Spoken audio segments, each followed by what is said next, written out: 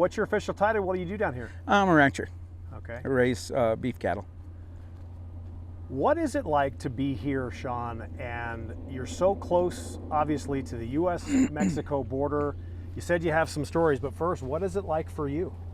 Most of the time, it's all right. You know, just like the old days, a lot of the immigrants coming through are fine. They're not hurting anything. But occasionally, you find yourself face to face with some pretty bad people, and that you know are up to no good.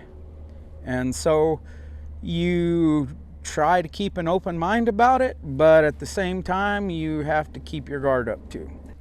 When you say bad people, I'm wondering, is it human smuggling, sex trafficking? Is it drugs? Is it just the fact that you're either here in this country legally or illegally? Right. There is no gray area. Right, right. It's a little of everything. I have a friend who found a young lady dead in his horse pasture because the coyote that was leading them in was giving them amphetamines to keep them going, and her heart exploded. She was very young. I myself have had a guy watch my house with binoculars, and I got off work. I work a second job, and I got off work early, and I got some groceries and went home. And when I got there, my horses were standing over in the corral talking to me, wanting food, so I fed them and proceeded to take my groceries in. Well, I took the first load in, and when I came out to get more groceries, the horses weren't eating. They were watching the mountain behind my house. And I mean, I live right on the slope, so I mean, it's right there. And sure enough, I acted like I didn't notice the horses seeing something on the mountain. Just got some groceries and went in like nothing was wrong. Got my binoculars and look, sure enough, there's a scout up there watching my home with binoculars. And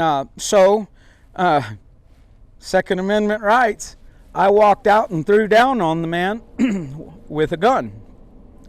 And he was watching me, and I give him this number, and he didn't even know that I was aware he was there. He was all camouflaged. To kind of summoned him over. And he looked around, and I said, yeah, you, come here. And with my limited Spanish, I told him, I said, look, this isn't going to do. I told him which way Deming was. I told him which way Columbus was, which way Palomas was. And he said, no, I'm not going into the States, I'm going back. So when you've been raised here your whole life, there's only one reason for them. And he was asking a lot about questions about where the immigration was and all that. Well, there's only one reason to hide from the immigration if you're heading back to Mexico, and that's because you're smuggling the money back. And so I told him which way Palomas was, and told him to get moving. And he continued to ask me about immigration. I told him it wasn't my problem, that, you know, that he just needed to get moving.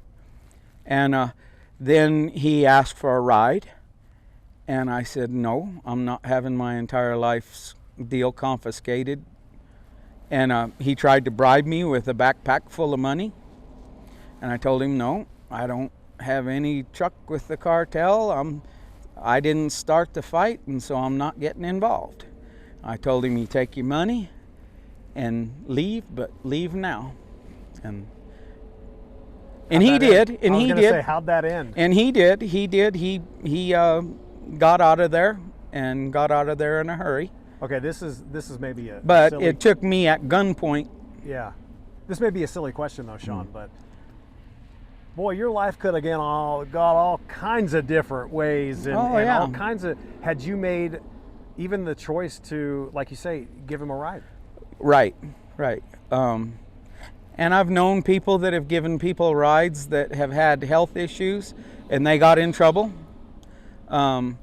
This guy, I believe, was probably casing my place, looking to get a vehicle to get back across in a hurry. Yeah, it doesn't seem to me that in that scenario he was literally just waiting for the homeowner to come back with groceries so he could ask questions. No, he had something else in mind. I don't know what, but you feel whatever lucky? It was, when somebody's watching your home with binoculars, you don't feel good about it, no matter what. I mean, this is a cliche question, but again, do you feel fortunate, lucky that didn't go sideways?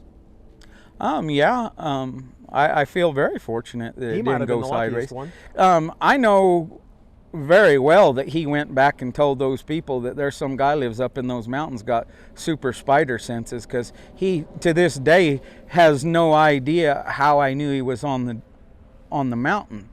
But when you live out here, you can't walk around with your head in the cloud. You have to be aware of your surroundings. And when those horses, all of them, were sitting there with their heads up and ears pointed forward watching the hill and not eating, that's an instant alarm to me. You know what this means? What's that? You are truly a horse whisperer. Or maybe it's the other way around. What is it like what's, I don't mean to go negative, but I mean it's reality too. What would you say besides that is maybe some of the worst? I mean, do you see bands of people, caravans, the drugs? I mean, it's kind of just part of the lifestyle. I'm sure. Shortly after that, I saw some guys in a canyon just west of my house, and I was talking to a friend and said, well, if you watch these hills long enough, you'll see something move. And I was referring to wildlife, and I said, oh, like a bunch of illegals sneaking from bush to bush. I said, looky right there. And sure enough, there was 4 or 5 of them. And they had come right through the area where I told them go around. I don't want you here. And they were still doing it, but now they were being sneaky about it. Well, they were being sneaky before, but I took off with a rifle. I had no intention of engaging them, but I just wanted to let them know that they weren't fooling me, that I knew they were there, and that I wasn't going to put up with it. It almost sounds like you have had to draw your own line in the sand when you can take this all the way up to the White House and saying, you have to draw your own line because nothing's being done. Yeah, and God help me if I were ever have to shoot somebody, because then I'd have to live with that the rest of my life. Not to mention the fact that with this government as it is, I would be at fault for protecting my own home. They would probably take everything I've got, put me in jail, and the drug smugglers or whoever would own my ranch. It's a complete failure of the system, no? Complete failure, yes. What do we do about it? I don't know.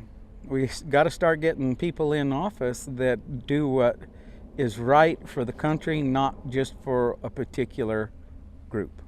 As a whole, it needs to be the best thing for the country instead of catering to certain groups. Let me ask you, final couple of questions.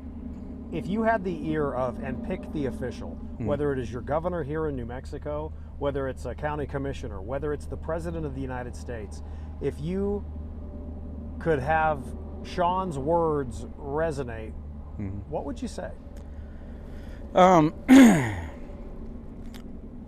That's a good question, and I'm a little stumped on the answer, but I think they need to stop doing what is right for them politically and start doing what's right for the country. Well, and a lot of people would say that an illegal crossing into this country right now as we speak, or around this time, they've told me flat out, you don't have to agree with this, but I've heard from people, they say that they feel that the illegal immigrant, and it's not just from Mexico, from anywhere, whether it's Germany or Ethiopia, they've got more rights than me, they say. Oh, I would definitely say they have more rights than a citizen. Yeah. And the sad part is they know it a lot of the times. And so they come looking to take care of business. Remind us why you're not governor? Well, I've worked a long time to try to get a reputation as an honest man. I'm not going to mess it up by going into politics.